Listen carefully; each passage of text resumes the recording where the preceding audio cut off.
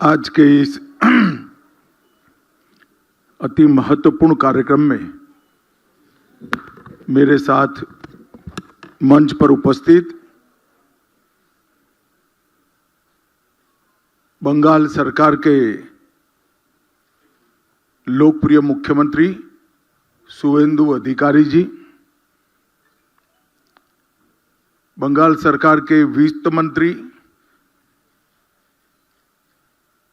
श्रीमान स्वपन दास गुप्ता जी, सांस्कृतिक मंत्री श्रीमान गौरी शंकर घोष जी, जिन्होंने इस म्यूजियम की संकल्पना में भी अपना योगदान दिया था और शुरुआत जिनके हाथों से हुई थी वो पूर्व सांस्कृतिक मंत्री और आज के गृह सचिव श्रीमान गोविंद मोहन जी, डीआईबी महेश दीक्षित जी, सचिव सांस्कृतिक मंत्रालय श्री विवेक अग्रवाल जी, शब्द संग्रहालय के उद्घाटन कार्यक्रम में आए हुए सारे विद्वज्जन और मेरे प्यारे विद्यार्थियों, आप सभी को मेरा राम राम नमस्कार।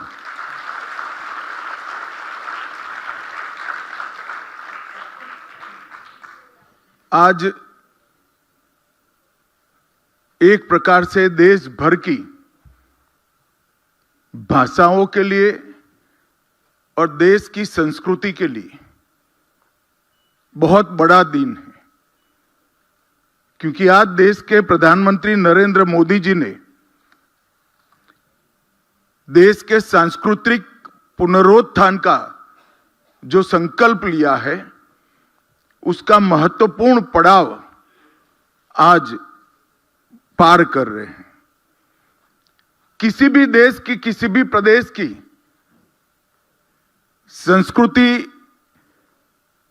संस्कृति की अभिव्यक्ति वो भाषा के बगैर संभव हो ही नहीं सकती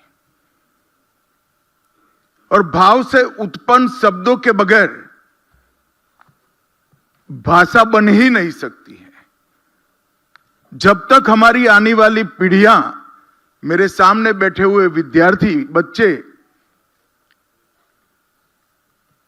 भाषा शब्द से बनती है, शब्द भाव से उत्पन्न होता है और भाषा से संस्कृति बनती है, संस्कृति की अभिव्यक्ति होती है। ये यात्रा को नहीं जानेंगे तब तक इस देश का सांस्कृतिक पुनरुद्धार हो ही नहीं सकता।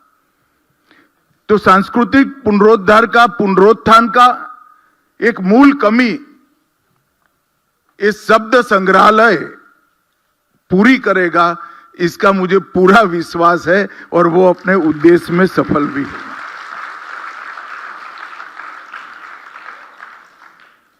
जब पाणिनि ने व्याकरण की रचना करी तब उनके किसी शिष्य से संवाद में कहा, शिष्य ने पूछा कि इतना बड़ा ग्रंथ व्याकरण का, इतना बड़ा स्ट्रक्चर आप व्याकरण का बना रहे हैं, उद्देश्य क्या है?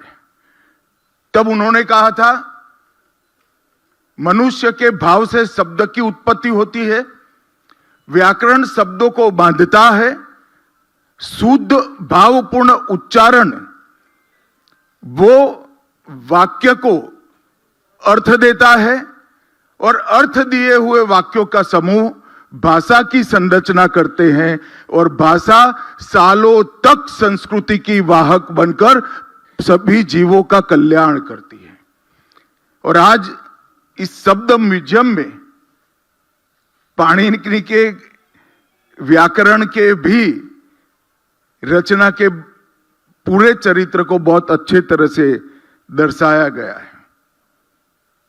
मित्रों, हम तो इस देश के वासी हैं जहां ऋग्वेद में कहा गया, सभी दिशाओं से हमारे पास कल्याणकारी और शुभ विचार आते रहे, जो किसी से दबे नहीं, जिन्हें कोई बाधित न कर सके और हम नई ऊंचाइयों के ऊपर वो विचारों के आधार पर हमारे समाज जीवन को ले जाए। हमारे यहां संकुचितता का कोई भाव उत्पन्न हो ही नहीं सकता, क्योंकि हमारे विचारों की पद्धति में ही संकुचितता व्याप्त नहीं है। हम जब भूमि पूजन करते हैं, शांति मंत्र का उच्चारण करते हैं, तो पशुओं में भी शांति की कामना करते हैं, वनस्पति में भी शांति की कामना करते हैं, यहां तक कि ब्रह्मांड में भी शांति की कामना करते हैं। संकुचितता ये भारतीय संस्कृति का कदापि चिन्ह नहीं बन सकती, परंतु हमारा जो है इसको आगे बढ़ाना, उसमें शर्म नहीं होनी चाहिए। विशाल विचार, विशाल हृदय की व्याख्या इस तरह से कर दी गई कि हम दूसरों में गौरव लेते हो गए, हमारे को हम भूल गए। मैं मानता हूं कि शब्द म्यूजियम हमारी भाषाएं, हमारी संस्कृति, उसको चिरकाल तक हमारी आने वाली पीढ़ियों को शिक्षित भी करेगा, इससे संस्कृति का परिचय भी कराएगा और उनको जीने का रास्ता भी सिखाएगा। हमने कभी विचारों पर पहरा नहीं लगाया। श्रुति के साथ संवाद हुआ, दर्शन के साथ शास्त्रार्थ हुआ और परंपराओं के साथ हमने निरंतर नवाचार को स्वीकारा है। और आज जब मैं पूरा म्यूजियम देखकर आया हूं, तब ओमकार से लेकर, शब्द की रचना से लेकर, व्याकरण की रचना से लेकर, श्रुति स्मृति से लेकर, पांडुलिपियों और शिलालेखों से लेकर प्रिंटिंग मशीन तक ये पूरा म्यूजियम शब्द की यात्रा को वर्णित करता है। मेरा संस्कृति सचिव जी से निवेदन है कि इसको अब आप कंप्यूटर और एआई तक भी पहुंचा दीजिए, जिससे हमारी भाषाएं पूर्णतया स्वीकृत हो जाए। हमने नवाचार से कभी परहेज नहीं किया, भागे नहीं है। हम ऐसे लोग हैं जो कुछ भी शुभ आया इसको स्वीकार किया और हमारे शुभ के साथ मिलाकर शुभ का प्रभाव बड़ा बड़ा बड़ा करते गए। और इसी तरह से हमारी ये सांस्कृतिक यात्रा इतने सारे विघ्नों के बाद भी आज दुनिया के आगे हिमालय की तरह अटल खड़ी है और हिमालय की ऊंचाइयों को भी प्राप्त करी है। आज इस शब्द संग्रहालय भारत की बहुभाषी चेतना, ज्ञान परंपरा और जन स्मृति का एक प्रकार से सुंदर शब्दांकन करने वाला ये संग्रहालय बना है। इसका मुझे बहुत बहुत संतोष है। एक मस्त मोटी अमाउंट इसके पीछे खर्च की है, मगर मैं मानता हूं कि बहुत कम बजट है। संस्कृति मंत्रालय ने ये यात्रा को यहां से अधूरा नहीं छोड़ना चाहिए, इसको और पूरा करना चाहिए।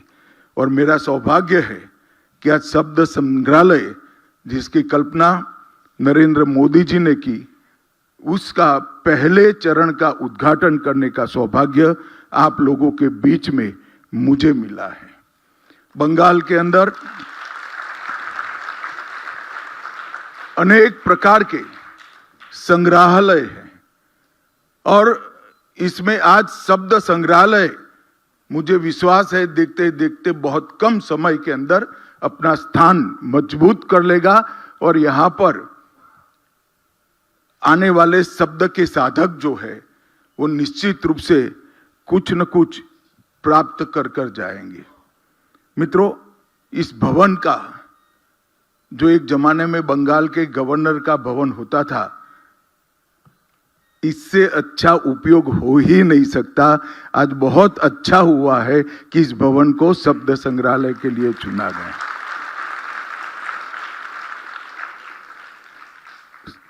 सामान्य संग्रहालयों में जब उसकी रचना होती है, संकल्पना होती है, तो उसमें वस्तुएं होती है, तो इसकी कल्पना करना बड़ा सरल होता है, मगर शब्द तो दिखाई ही नहीं पड़ता है।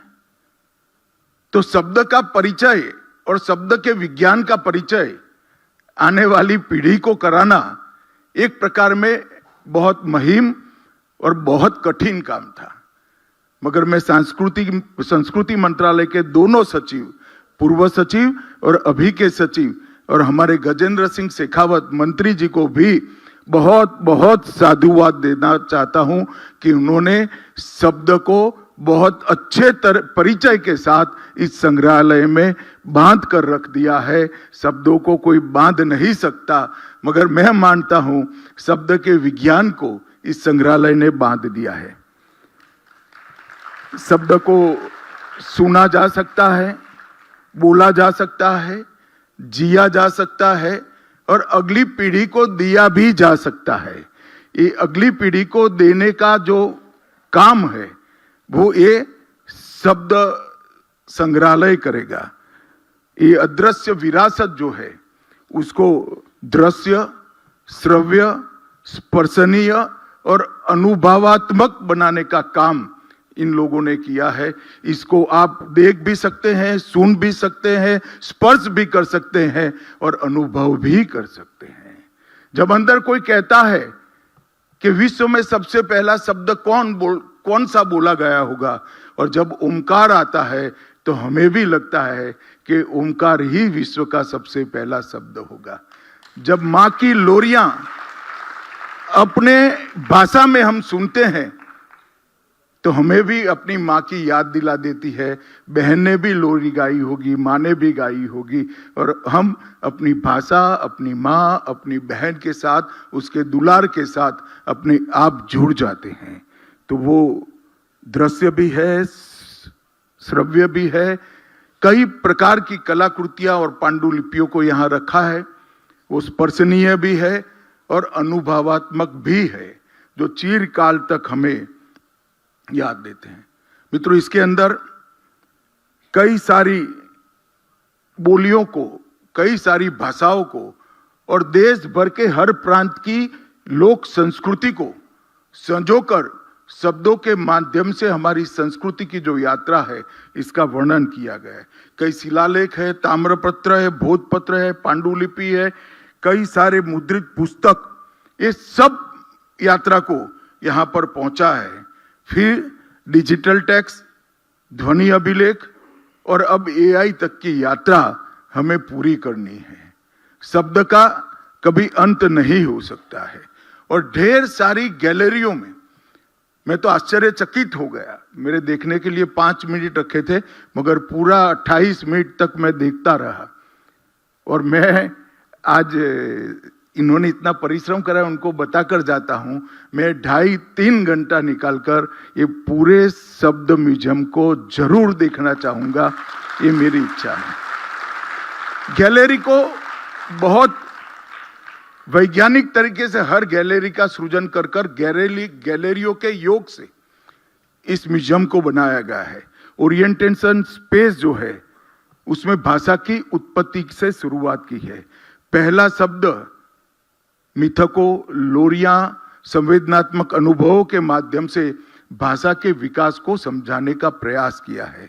मातृभाषा के प्रति हर व्यक्ति का लगाव होता है, होना भी चाहिए। मातृभाषा के प्रति लगाव को सिर्फ भावना न रहे, उसको हमारे चरित्र का हिस्सा बने, ये बोध भी यहाँ आकर हमें होता है कि हम भारतीय समाज के नाते भूषा तो भूल चुके हैं। मैं वेशभूषा की बात करता हूँ। भूषा तो भूल चुके हैं, हम भाषा भी न भूल जाए, वो आत्मबोध यहाँ आकर हमें मालूम पड़ता है। नवरस को भी अनेक भाषाओं के अंदर अलग अलग रसों की अभिव्यक्ति को यहाँ बहुत अच्छे तरीके से ढाला गया है। भाषाओं की समय रेखा, जो भाषा को विज्ञान मानते हैं उनको समझना चाहिए कि विज्ञान सहजता से विकसित हुआ विज्ञान है। भाषा साइंटिफिक जरूर है, मगर वो रिक्वायरमेंट के आधार पर विकसती गई है, सहजता से विकसित हुई है। और भाषाओं की समय रेखा जो यहाँ पर एक गैलरी बनाई है, उसको जब आप देखेंगे तो आपको जरूर मालूम पड़ेगा कि बहुत साहजिकता से भाषाएं विकसती गई है, इसीलिए स्वीकृत बनी है। प्रदर्शन, कला और परंपरा, इसका भी एक बहुत अच्छा गैलरी बनाया है। जिन्होंने हमारे देश भर में अनेक भाषाएं हैं, हर भाषा के जिंदा रखने के लिए, इसमें योगदान करने के लिए कई महापुरुष, भक्त, कवि, कई सारे लेखक हुए। उनके लिए भी उनकी श्रद्धा सुमन अर्पित करने के लिए एक गैलरी बनाया है। वैश्विक संवाद और हमारी भाषाओं का वैश्विक प्रभाव, हमारे साहित्य का वैश्विक प्रभाव, आप एक उंगली रखोगे तो दुनिया का कोई भी देश हो, हमारी भाषाओं का दुनिया की सभ्यता के विकास में क्या योगदान है वो आपको मालूम पड़ता है। और सार्वजनिक पुस्तकालय आंदोलन जो सांस्कृतिक मंत्रालय चलाता है, संस्कृति मंत्रालय चलाता है, उसको भी यहां परिचायक रूप से रखा गया है। मैं पुस्तकालय के लिए बड़े आग्रह से खास कर विद्यार्थियों को कहना चाहता हूं, इस देश का भविष्य इस बात पर निर्भर नहीं करता है कि इस देश की कॉलेज, यूनिवर्सिटियों में कितनी भीड़ है।